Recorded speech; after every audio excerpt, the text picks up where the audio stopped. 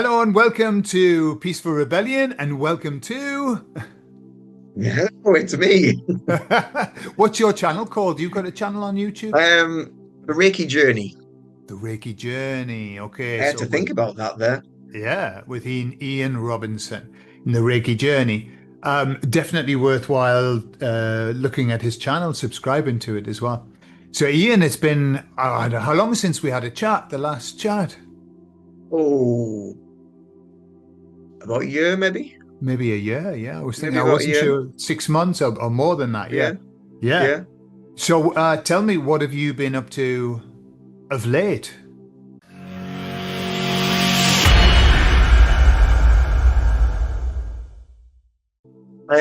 Well, lots of Reiki, lots of new clients. Moving into this year, moving into the new year, lots of new Reiki clients. Some really, really good hypnotherapy clients lately as well. And yeah, getting more into YouTube, getting some more content done, and trying to get a little bit more proactive with it, Yeah. rather than it just being something in the background that I add on to other bits and trying to do a little bit more with it as well. So yeah, trying to get more of a presence, I suppose. Right. And you know your Reiki that you do, how much do you do one-to-one on presential, and how much do you do online? Pretty much all of it now is one to one. All right, okay. Yeah. I started off uh, when I started off practicing Reiki, it was all distance. And now it's gone totally other way around, where it's now all in person.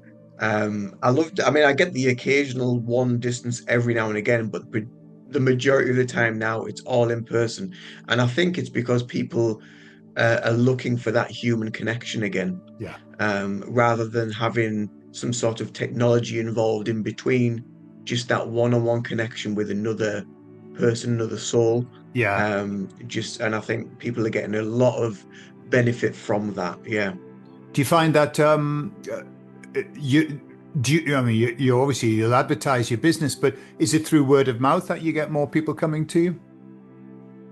Mostly, yeah, Mhm. mostly it's word of mouth and like the free Google ads you can do. Mostly if somebody's searching for something, searching for Reiki in the area, and they'll see, usually I'm on top somewhere on the top of the pile. Okay. They'll see me and then they'll book in through that. Yeah, and then word of mouth. I don't get that much through social media, to be honest with you. I don't get a lot through the website. It's all pretty much local, Yeah. around here, where people just search and find me, really. So yeah. Great, great. And it's nice to see that, Reiki's very woo-woo, isn't it? It's kind of outside, it's alternative, and it's nice to see that people are looking for that kind of Yeah, healing now. Yeah. yeah, definitely. Yeah, Mm. it's definitely taken a big there's been a big shift in people's consciousness from being kind of like pulled down the mainstream route Yeah. of like medication and this, that, and the other, and then just feeling like kind of, well, nothing's really getting to the bottom of any problems, Yeah. to using more complementary therapy to try and work alongside the stuff. I'm not saying there's always a place for both, but it's all about balance, I think, at the end of the day, and that's what we're trying to teach within Reiki, within meditation, within a lot of holistic practices, is about learning about balance and balancing ourselves, Yeah. mentally and emotionally, to be able to face all of this stuff that's going on around us. Yeah. Sure. Yeah. Yeah, definitely. And I think I don't know what you feel, but the pandemic debacle that we went through, and since then, what's coming out? People are starting to realize that, hang on a minute, should we be trusting the mainstream medical advice that we get? Because, and should we be looking for something else? So it's nice to see this. I think there's an energetic shift happening as well, Hmm. which you're saying that you're getting a lot of one-to-one, and in 2026, and during 2025, my therapy calmed down a lot. The work that I did, I normally work 2 days a week on therapy, and sometimes I was just having one day a week, one customer a week. I wasn't worried about it because it's like my hobby, and when I've got extra time, I can do other things, you know. Mhm. But I've noticed as we come into 2026, people are just getting in touch again, saying, "I've got stuff to sort out. I need to sort this out." You know, it's almost like people are saying, the messages that I get is the journey. We've got to get on this journey within the journey to Mm. fix ourselves, to heal ourselves, to find out who we are. So I think people are starting to get on board with that and understand that they need to go. It's not about going outside now. It's about going within Yeah, and yeah, yeah, healing themselves. You know. yeah. I saw a really interesting post on Facebook this morning, and it was somebody. It must be like it was like a personal training page because I do like personal training coaching as well. And somebody was asking, saying, "Well, why is health food so expensive?"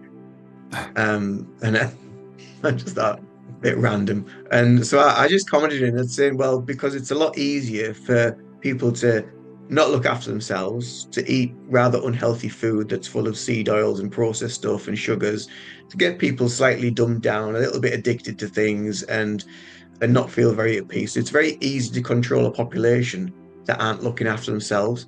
So when you turn it around and think of the flip side, the advantages and the bonuses of doing the exercise, doing a bit of maybe running or lifting some weights, doing some meditation, looking after your actual mind body connection. And obviously that facilitates the energy healing that's going on within, then you're a lot more empowered. You're a lot more stronger in yourself. You're a lot more connected to your own intuition. So you're a lot more aware of things that are going on around you that just don't feel right. And I think as well, there's a shift towards that. There's a lot of people now as well, especially younger people that I've seen in gyms that are more into wanting to look after the body, Yeah. because that's our vessel for carrying everything else. So we need to look after it. We do. It's got to last a lifetime. Yeah. That's the thing. You know, it's I'm aware that just as you mentioned, you know, if you want to eat organic, you were going to pay at least 50% more than what you would Mm, pay if you were happy just to eat what they offer. One way of saving money, if you want to eat really well, but you want to save money, is to do what I've been doing for the last 6, 7 years, I think, which is intermittent fasting. mm, So you eat once a day, yeah. much cheaper. Yeah. It's much Yeah. cheaper. Yeah. But you eat really well, but you don't have to be worried about your breakfast. You don't have to be worried about your evening meal. You know, it's like lunch and a biggie. And I've got to say that in turn, obviously, we were very cautious about what we buy, and you know, we not so much now because I know what I can buy, but we have to examine every ingredient, you know, to see Mm, whether the E numbers in there or whatever. Once you understand what you're going to eat, then the intermittent diet for me has just completely changed my life, completely changed mm. the energy levels that I have, the mental clarity that it gives me. It's been a real bonus. I don't know whether you've ever tried it. Have you? I have tried it. I'm one of those people that just like I'm always hungry because I do train quite a lot, so I'm just like always hungry. So but I have tried it. And I to be honest with you, I have found like great clarity in my mind, Hmm. from just like not being so fixated on the food and just being. And there's great discipline within that as well. Sure. And then you get sort of again, you become conditioned because we've been so conditioned to eat 3 meals a day. Yeah. But if you think of like what I've seen in a lot of posts, if you think of like our ancestors or whatever, they'll just eat whatever they can forage, whatever they can catch, whatever they can find. But they might not eat for a day, and then they Sure. find something else. And it's a bit like nature itself. If you see like lions and whatever, you're over on the African plains, they might only eat once a week. Then the Hmm. rest of the week, the body's just processing. But when you look at them, they're magnificent beings, and Yeah. it's I suppose it's trying to connect back to as much as we naturally can to what and who we were, to get closer to that spiritual connection, I suppose, that internal connection. Yeah. Yeah. I've got to say that I started intermittent fasting when I turned 50. ish, and I knew that something was going wrong. You know, I think when you how old are you? Yeah, 45. 45. So you're still young. No, Yeah, 46. Yeah, 46. 46 now. Yeah. Still young. But what happens is, I think what I see is when we get to about 50, if we're carrying with us any bad habits, our body kind of says, can't manage that anymore. Yeah, yeah. When you're young, you can throw anything on the furnace and it'll burn. When Mm, you get to 50, it's like your body says, enough of that.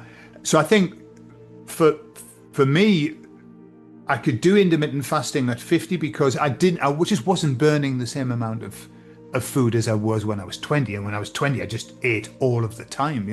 yeah, So yeah. I think it might be something interesting for people who are coming to the second half of the life to look at, to say, well, how can it, because if you just keep on eating the way you ate when you were 20, 30, your Mm, body's just going to go like this, because it just yeah, doesn't yeah, need, it yeah, doesn't need what you needed when you were younger.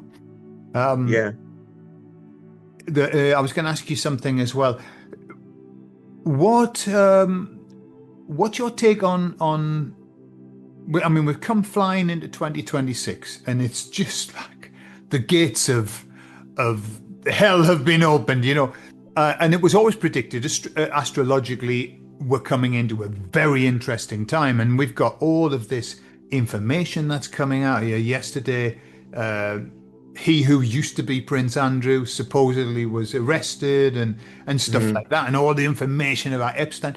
What do you make of everything that's going on? How do you feel about what's going on? You know, I try not to get too attached to it. I Mm, just think I just allow it to do what it needs to do. I have like an awareness of it, and I see things, and I'm just like, all right, okay, oh, that's interesting, yeah. And then, but like in the back of my mind, or intuitively, I'm always thinking, so what's this actually trying to either redirect us towards, or what's it trying to hide? What's it trying to hinder?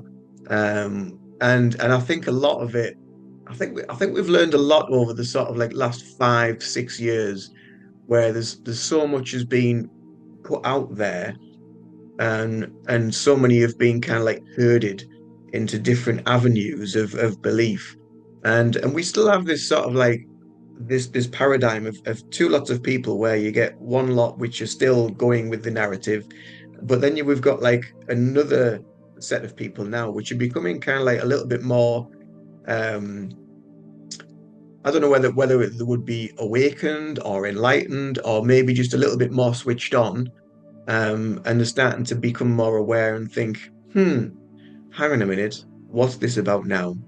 mm, Why is all this all of a sudden being shown to us? And it's all there's just so much, from like over here in the UK, where we've had like the elections, we've had Keir Starmer that's running Labour, and we've got all this division between all the parties, the political stuff, which again I don't get into because they're all wearing the same suits at the end of the day. But again, people feed into that. And what I often talk about as well is what we're consuming.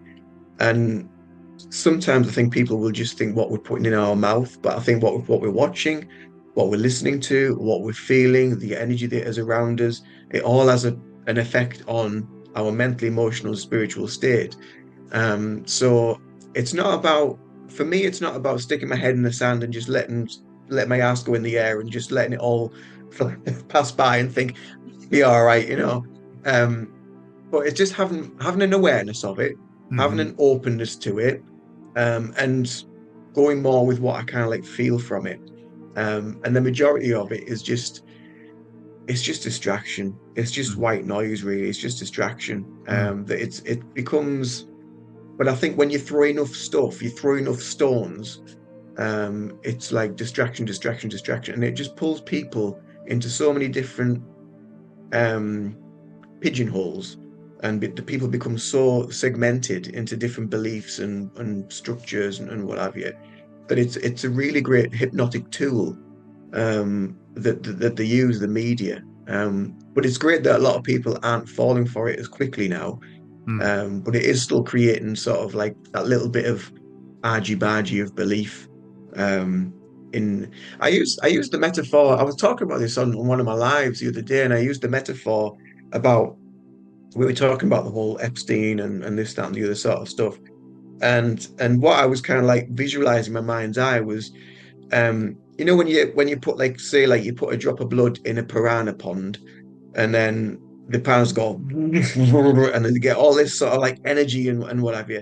And it's like that. It's like they just drop a little bit in the media. It brings all the people to it, and they're all fussing around between themselves, totally blinkered to what else is going on around them. And that's kind of like where I'm at with it. Yeah. Mm. What about you? I agree entirely with what you said, and it's a tool that's been used. It's a tool that's been used for a long time, which is, hang on, we don't want them to look at this, so let's drop a droplet of blood in the water and let's get them scrabbling around over here, you know? So I I'm kind of in this place where, well, I mean, obviously I'm aware that we're on a process where we're going to end up somewhere really nice. For us to get where we are, where we're going to be, what we have, the paradigm that we have has to fall. You know, and we can see it crumbling. I mean, you know, I heard some stats yesterday that I think it was in the UK, 40% of the population just never ever vote. And when they're asked why they don't vote, it's because they've got no confidence in politics at all. That's a massive amount of people who haven't got confidence in politics, because we know that is broken, and that, you know, it's got to fall. And that's kind of the messages I always get is, this has got to fall and it won't be pretty. So I'm aware of that as well. So I'm also aware that the baddies, if we want to call them that, the baddies know that we are the dangerous group. It's not the conformists. They're not dangerous at all. They've got them in the pocket. We are the focus. And so a lot of the stuff that gets us going, then I'm very wary. I'm very wary about where it's come from, why we're seeing it.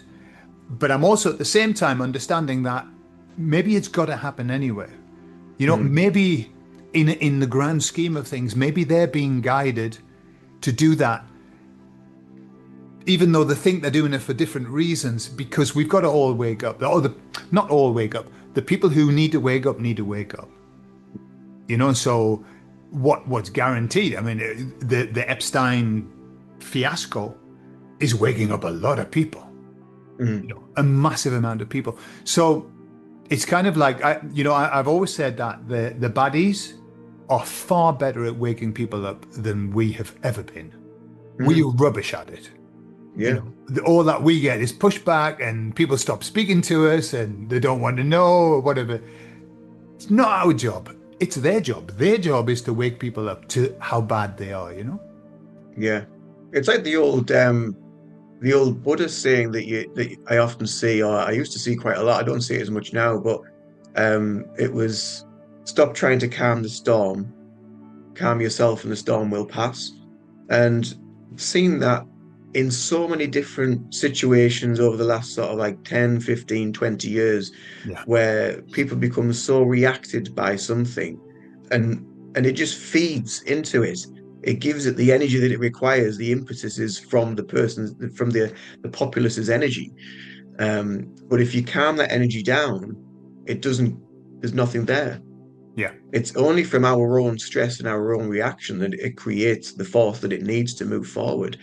And that people are seeing through the mainstream media, whatever it might be, it's triggering something within that is making them think, hang on a minute. And then they're starting to question things, or things are starting to cogitate a little bit, and they're starting to become a little bit more aware and a little bit more analytical. And like you've quite rightly said, we've said all that we can say over the last sort of 5 years or whatever. It's down to the system as it is now to actually do it for us. It's time for us to just let go and just allow the cards to fall where they need to fall. And what more can we do, really? It's because it's just going to get us stressed out trying to create that. You know, we've seen over the last, again, probably 5 or 6 years, where people have been saying, you got to wake up, you got to see this, you got to become aware of that, you got to do this, you got to do the inner work and what have you. But the thing with such such sort of like hostility and anger within Yeah. themselves, and you just think, yeah, but you're just as bad as them. You're just Yeah. feeding him with your own anger. So yeah, it's fascinating, and it's really interesting to watch how it all just got, Mm. it's just doing what it needs to do. And over the years we learn as much as well, just by saying and letting go a little bit. As the whole analogy, just let go. Yeah. I Yeah. agree. I agree. And what I'm very aware of is that no matter how, if we push, it's that premise. If you push against something, it's going to push back. Yeah. And Hmm. I used to do this in my team building days when I would be building teams, and I would go with the team and I would say to somebody, put your hand up. And they would put their hand up, and I would put my hand. Oh no, look, it thinks I'm putting my hand up. Anyway, I'll do here. I'll put my hand up, and I would push against their hand. Okay, I wouldn't say anything, and I would just push. And as I pushed, they would start pushing back with equal force. And no matter how hard I pushed, they would push back Mm. every single time. And I used to say to them, "Why have you pushed?" And say, "I don't know. It's because you pushed." And it's the way that the universe works. If you push, it's going to push back with equal and opposite force. Whereas, the martial arts are all about use the energy, Mm. use the other energy, don't push against it, pull, move it. So I think what I realized is that if we spend our time pushing and pushing against everything, all that we're going to get is the same force back, and it's just going to feel like we're up against a brick wall. And how many times do we say this? Like, I'm up against a brick wall, and that's because we're pushing. Whereas Yeah. I think, as you said, you alluded to, what we've got to do is allow, because it's not our business to. I don't believe it's our business to be changing all of that. It's not our business, and we just don't have the capacity to change all of that. What we're going to do. But we can change ourselves, Mm. and we can do the work, the inner work, to get ourselves into such a place that we become bulletproof. We need to be bulletproof, because they're going to be firing bullets and all of that. But the last thing we want to do is then go out and start firing bullets ourselves. Yeah. And then I'll let you talk. There's I post on 5 channels. I post on YouTube. I post on TikTok, Instagram, Rumble, and BitChute. 5 channels, okay? Mm. And TikTok, I never get any comments. YouTube, I get the most beautiful comments ever. The most beautiful. And on Rumble, every now and again, but always nice comments. On BitChute, for whatever reason, the people that are on BitChute, they're really aggressive. Really, and I don't know. And the BitChute's got the fame of having the awakened people on there and stuff like that, And I remember, because I use AI to make thumbnails. Why? Because it's fast, yeah. And so you used AI. You were with the devil. That's it. I'm unsubscribed. And I was thinking, well, that escalated quickly, didn't it? Holy shit! And I think a lot of awakened people are still in push.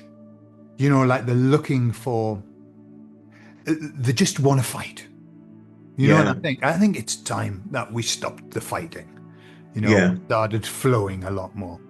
Yeah. They're just constantly looking for the trigger. I was just thinking about that when you said about the name BitChute and how it's spelled. And I thought, well, it's because they're all bitches. So it's BITCH, isn't it? UTE, yeah. So they're all bitches. They're just a pack of bitches. So Yeah, there it's a you play are. on You word. see, It's a play on words. it's a hypnotic command. Yeah. Yeah, yeah, be a bitch. Yeah, but it's so easy to get pulled into it. And even in some pages that I comment on now and again, which is like to do with Reiki healers pages and what have you. And there's all these different sort of like ideas and beliefs. And it's not kind of like a criticism, but a lot of the time it's not really Reiki what they're practicing. It's something totally different, or it's something that they've been taught that, Mm. like for instance, yesterday someone wanted to find somewhere where they could buy a sash so they could do a Reiki attunement. Like, why do you need to wear a sash? Why do you feel you need this uh, piece of cloth to create the separation between you and the other person? And Mikao Usui was always teaching about oneness. It's always Mm. about coming together and understanding that we already are an element of that is that we use in the Reiki. Um, oh, that was like throwing blood in a piranha tank. It was just like it just went. So, right. So, and my comment after that was, well, if you don't appreciate my comment, just let it go. And again, that's what we're always being taught, as you know, in Reiki circles, the five principles about letting go. Yeah. So yeah, so yeah, even within that, there is people that are in these healing practices that don't understand the art of letting go and are so full of an element of the ego, um, to just react all the time. Yeah. I'll tell you something, Ian. Over the years, when I was training to be a therapist, I did such a lot of courses, such a lot. And as I went through the courses, I started to get this certain clarity about people who trained to be therapists. That they had a lot of problems, and I understood that. When you've got a lot of issues, I had loads of issues that I had to resolve. You're attracted to that kind of thing. You know that you. Mhm. I want to help people because I know that I need help. It's kind of this loop that you get into. But I used to think, I mean, a lot of them were like really, really not in a good place, and hadn't resolved ego issues and hadn't resolved such a lot.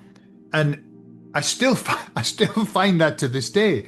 Like when somebody says I'm a therapist, when somebody says to me I'm a therapist or I'm a psychologist or whatever, I always think, oh right, just be careful here because Mhm. maybe they haven't got the shit sorted out yet. Yeah, yeah. Sometimes obviously sometimes they have, and this in a beautiful place, but very often I find that therapists have issues. The guy who taught me NLP and hypnosis, who I loved, he was fantastic, and yet when it came out, he was a disaster. He had a disastrous life of the most bizarre things ever. It's like physician heal thyself. Yeah. Mm.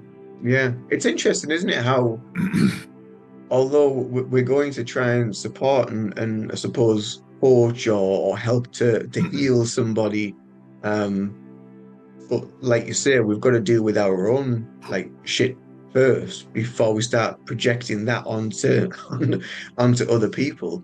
Um, and yeah, I mean, over the years, I've met up with people that have been sort of maybe psychotherapists or whatever, and they've come from like really, really sort of like horrific beginnings, and they've had all these addictions, and they're still sorting the shit out. They've still got a lot of ego, um, but they're also practicing as well. And I'm thinking, where's the balance between the two?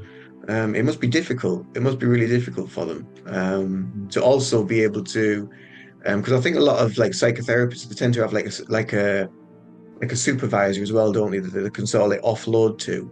And I think, well, their supervisor must be. I hope they've got someone else that they can offload to as well, because there must be a Yeah. lot to sort of like just let go of, yeah, and talk about. That said,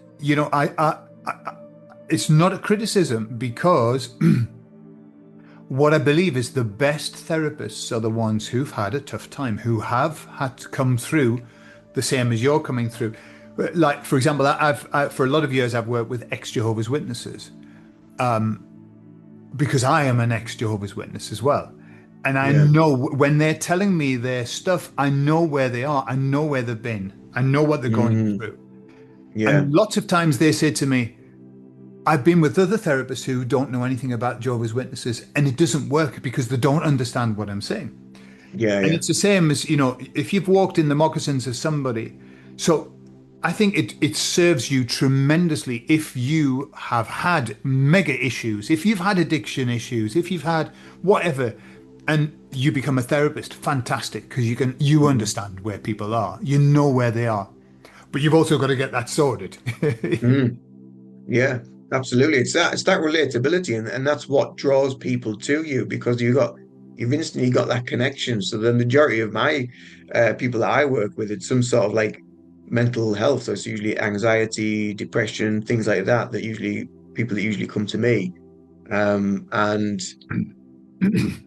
yeah, it's just that relatability because, like you say, you understand them, you understand what they're feeling, you understand what they're going through mentally and emotionally. So it's just having that connection and bridging it. Yeah, Yeah, absolutely.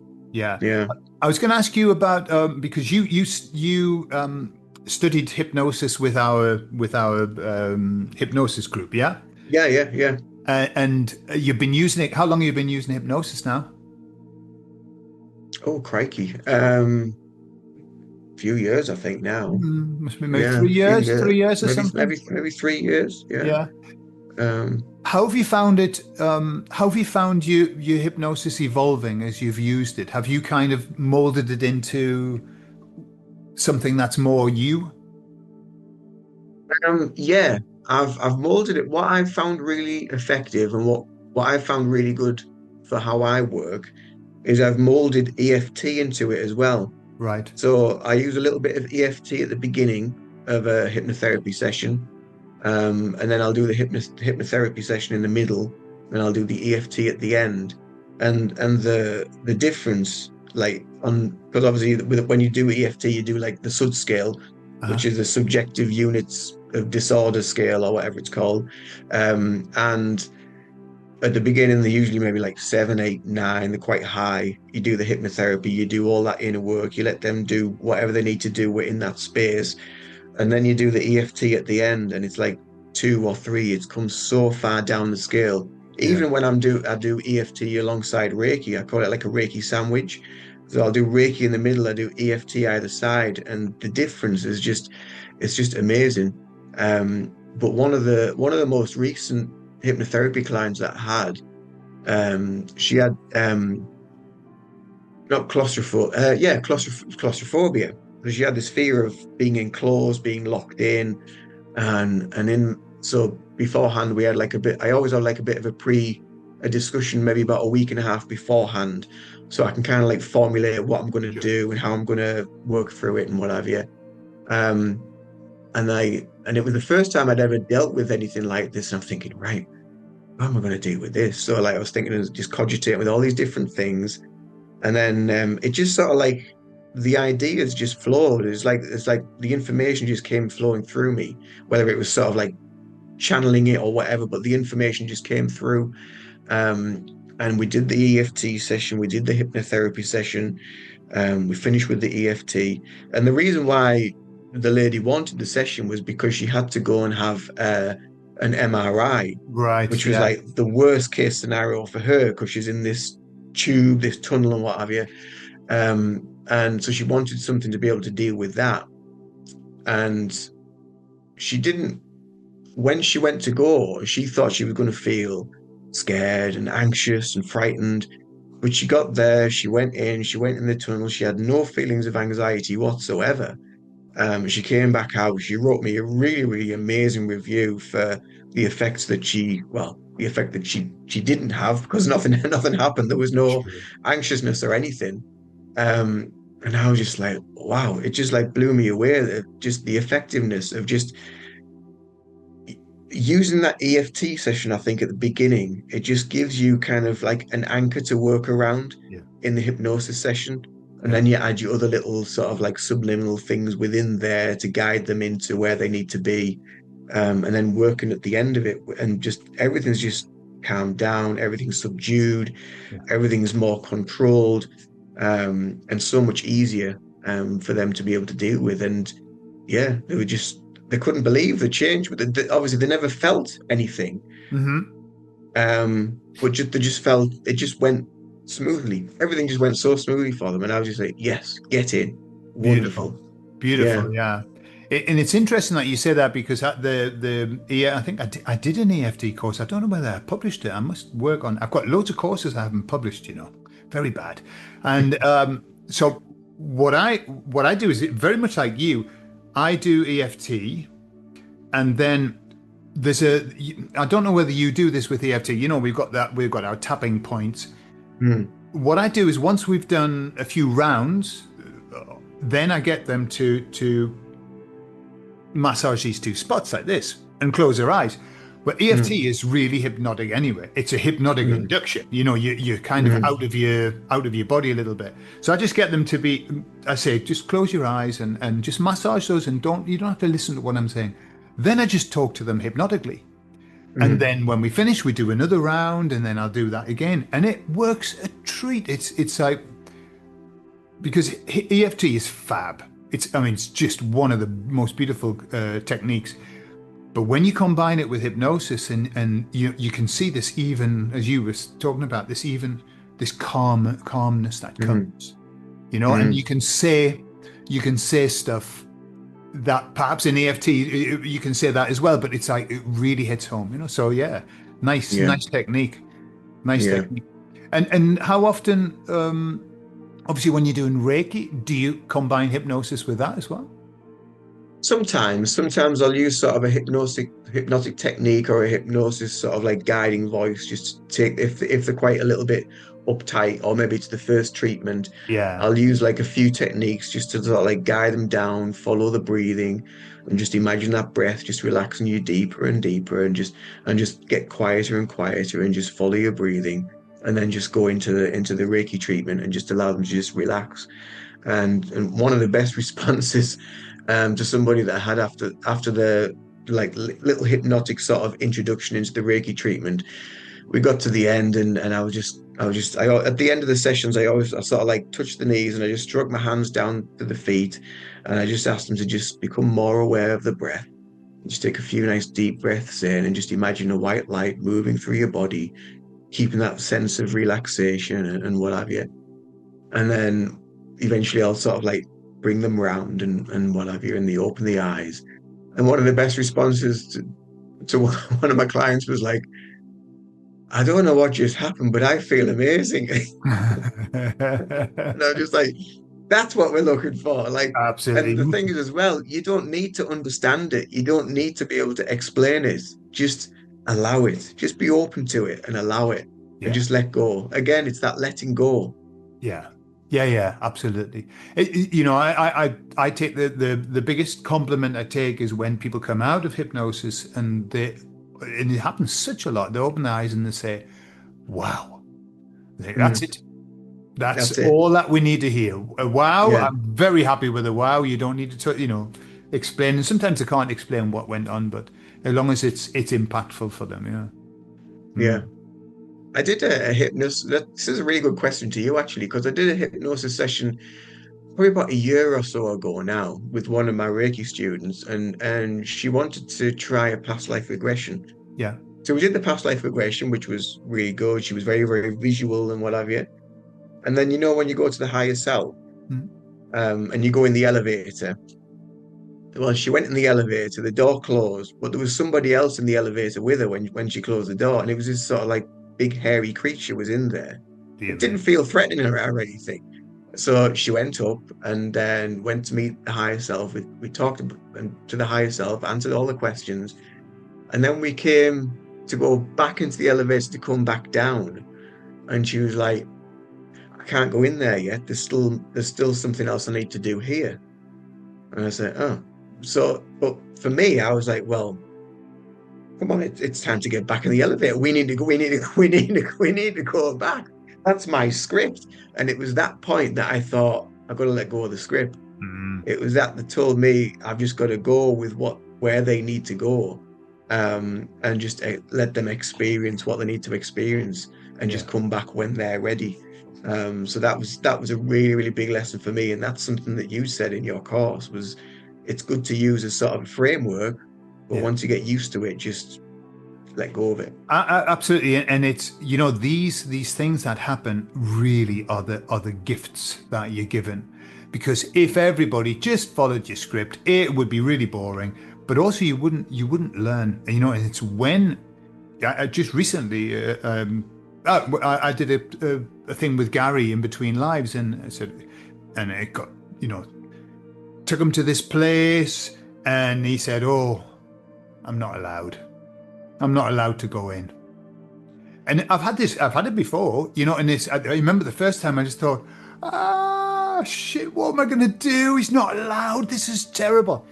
And of course, the rule with hypnosis is incorporation. You incorporate whatever happens, and as long as you don't sound like you're panicking, as long as you sound like you're not allowed. Okay, so what are you allowed to do? Where can we go that, you know, ask it why you're not allowed and what, blah, blah. And that's all. Once you are congruent, then, I mean, we had a lovely session and he got great answers. We just weren't allowed to go to a certain place, but we went somewhere else. I said, is there somewhere else that you can go? You know? Yeah. So it's kind of like, don't panic, Captain Mannering. You know? Yeah. Yeah. If I remember once I had, because you know we've got a time frame as well. Like my sessions last an hour and a half, and I can't really afford them to go over because I might have somebody else booked in. And one lady we were doing a past life regression, and she was very visual to the point of I'm going to describe every single thing that I see, and I'm going to walk. And she was in tunnels. And she's going, I'm going through a tunnel, and all the walls, and there's water, and there's a tunnel. But I can see up ahead there's a light. And I said, okay, well, just go to the light. You know, I know you're not supposed to say that. Go to the light. Go to the light. And she's going, okay, I'm just walking. I can't go any faster. Well, honestly, it took something like an hour and 15 minutes just going through the tunnels. We hadn't been to the most important part in her life. She just was in this tunnel. It went on and on forever. And she loved it. She loved it, you know, fair enough. And, you know, I'm sure she got a lot out of it, but sometimes, you know, because I now I say, but what you'll find is you can actually move much faster now in hypnosis. You know, now I wouldn't allow that to happen, but at the beginning it was like, okay, so you continue walking. Yeah. That's so funny. That's so funny. It's straight. It's like what you just said earlier. It's strange how you do get these little sort of like nuggets of just things that happen, and you learn so much from them. You really do. At the time, like you say, probably internally you're thinking, shit, well, what do I do now? You know, where do we go? But then it's a little bit like what we are saying before about like the pushing. You can't push. You've just got to go with it. You know, it's Yeah, hypnosis aikido kind of thing. You know, absolutely. just go with it. Yeah. Yeah, absolutely. I mean, the other interesting thing is when you have what is called an abreaction, which is when somebody absolutely throws a wobbly in hypnosis, bursts into tears or whatever. And again, at the beginning, it used to be, "Ooh, what shall I do? What shall I do?" And now when I see that, I just think, brilliant. Something big is happening. And you tell people, you know, that's excellent. Let that out. Let that happen. Something very important is happening. And it always does. It always ends up as really, really good. I remember doing a past life regression with a man, because men, 90% of my clients, 95% of my clients are women, right? Because and men come every now and again, and they're very sort of, you know, a bit more like, I'm going to keep myself under control, and I'm not going to show emotion. But every now and again, what I find is women show emotion because they're so accustomed to showing it. It's a show of emotion, and then they get over it and everything, you know. When men actually allow themselves to show the emotion, sometimes it's massive. It's absolutely enormous. Remember one guy who went back to a previous life, and he was the guardian angel over one of the past civilizations where they were, you know, very advanced and everything. And he was the guardian, and his job was to keep the place safe. And the place fell, and he failed.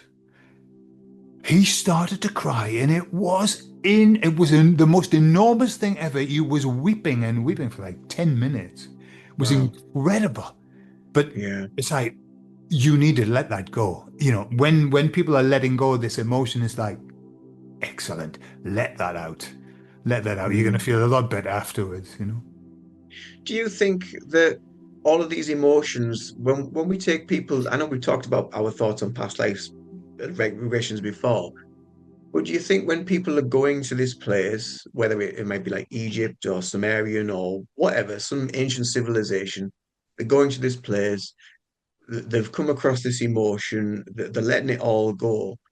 Do you think that is, it's obviously it's an aspect of them, but do you think there's an aspect of maybe that life in their genetic makeup, in their DNA, or is it something in this life and they just need to see that imagery um to give it the image of what it is that we need to release? What do you think it is? Well, as I get older, I realize I know nought. I know nothing. What I think it could be, I think there are a number of options. One is it could actually be a past life experience. And Mm, yes, they experienced that emotion and they've got that in their karmic field, they've got that in their history. Another option is that it could be a genetic memory. How do birds know where to migrate when nobody's mm, showing them? They know yeah. because they've got a genetic memory. It could be a genetic memory that we've inherited. It could be a metaphor that our unconscious mind has given us because it knows that we need to allow something to release. Mm, And it could just be a story that allows us to release a trapped emotion that we've got in our body. Our body wisdom is very wise and it understands what we've got to do. It could be all of those things. mm, I really don't know. You've had past life experience, yes, of mm, hypnosis, yeah. yeah. I've had them. Sometimes I've felt not convinced with that one. And Mm, other times I have thought, wow, that is yeah. incredible. That's incredible. Mm, I'll give you the most, and I've had loads of ones where I think, right, this is beyond a metaphor. My wife, right at the beginning, I did a past life regression with her, and she was a guard, okay, and she was saying to me, and this was 20 years ago, right mm, before anyone knew what Ukraine was and where the Ukraine was, and she said, I'm Russian, I'm a Russian guard, and then she said, no, I'm not, I'm Ukrainian. It's very important that I say I'm Ukrainian, yeah, and she was killed, and she was stabbed in the back, and her father, who was another guard, she knew it was a father, but it wasn't a father in that particular incarnation. He was stabbed too in the back. And when we came out and we talked about it and all of that, and basically, her dad has got a mark on his back, and she has too, in exactly the same place where in the life she was stabbed. And this happens a mm, lot. I've heard this a lot where people have scars, and when they go to a past life, they discover that that was because it's like a little mm, memory that they've got. And she was saying, I don't even know where Ukraine is. We had to get the map out, but it was very important. She said, I need you to know that I'm not Russian, I'm Ukrainian. And when you look at the history, there's always been this like kind of separation that's gone on. yeah. But that was fascinating for me. I thought there's more to it than just a metaphor from the mind, you know? Mm, yeah. But I don't know. It's interesting you say that, because I don't know if you've ever seen it before, but there's a show on Netflix.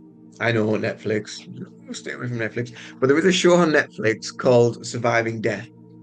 I don't know if you've ever seen it I before, haven't. but watch it. If you can watch it, watch it. It's a great, it's 6 episodes in a series. First episode's about near-death experiences. Then they go into mediumship and psychics and all that sort of stuff. The last episode is about people that remember their previous lives. Mhm. And for me, that was absolutely fascinating. And there was two young guys. One, he used to be an actor in Hollywood and he remembered aspects of that life, so much so that he went over to Hollywood and actually met his daughter that would have been in that life. It was like so weird, so surreal. And he knew all of these different things, and he used to put his initials on his handkerchiefs and on his items of clothing and what have you. And that's exactly what this kid did in this life. So there's all these little correlations that happened. And then there was another kid that was killed over the Sea of Japan during the Second World War, and he had all this trauma and all this stuff. They didn't know what it was, but he was fascinated with the war. He was fascinated with planes, Japan, and they were trying to put all this stuff together. And in the end, they took him to the sea next to Japan, and he just broke down and he released all these emotions, and it just healed all of that stuff. So for me to watch, when I was watching that, that was just like, wow, there's something in it. And then they were talking as well in the show about like how people have like scars and birthmarks and what have you from past lives, and they bring it through into this life because it's something that they need to deal with. So it's not just the physical stuff, it's the emotional scarring as well that we're dealing with. So yeah, I think there is something to it, for sure. Again, we know nothing really, but when I watched that, there was evidence that something is at play, something grander than we can ever like kind of like put our fingers on and truly understand. I agree, and I listened to a guy who'd done massive research into past lives and reincarnation, and he said, scientifically, I have the proof that reincarnation is real. It happens. And we are the Western world is a small portion of the world that doesn't believe so much in reincarnation. The rest of the world does, and like in other places, it's like God bless you. It's like, yeah, absolutely. And families in Sri Lanka, I know families will take the children to go and see the family from before that the child came from, and they would meet the whole family, and it's just standard stuff. For us, it's been turned into a bit woo-woo, but standard stuff for other beliefs. So, yeah, I think